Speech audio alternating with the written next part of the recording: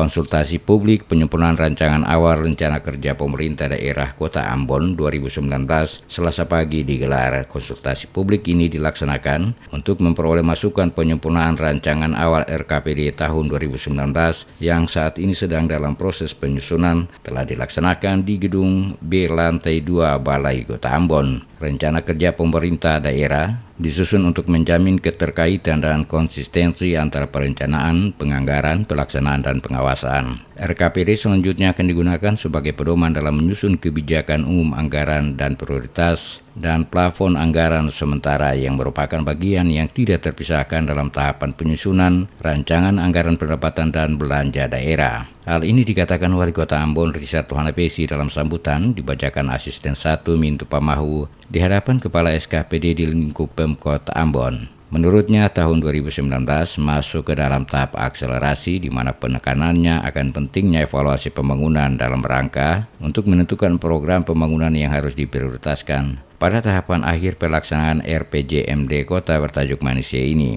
Penyusunan RKP Kota Ambon tahun 2019 dilakukan melalui 4 tahapan kegiatan, yaitu penyiapan rancangan awal RKPD, penyiapan rancangan RKPD, musyawarah perencanaan pembangunan, dan penyusunan rancangan akhir RKPD. Penyusunan RKPD ini disusun melalui proses inventarisasi, klasifikasi, sinkronisasi, dan seleksi usulan program-program kegiatan yang terpadu dalam musyawarah rencana pembangunan atau musrembang dari tingkat desa, kecamatan, rapat teknis, forum SKPD, forum perumpun SKPD, dan musrembang kota. Tuhanapesi berharap peserta bisa memberikan kontribusi positif dalam proses penyusunan RKPD, termasuk dalam pelaksanaan konsultasi publik dimaksud. RKPD ini merupakan dokumen perencanaan yang sangat penting dan strategis karena akan menentukan arah kebijakan pembangunan tahun 2019 serta mewujudkan sinergitas rencana program dan kegiatan prioritas pembangunan daerah tahun 2019.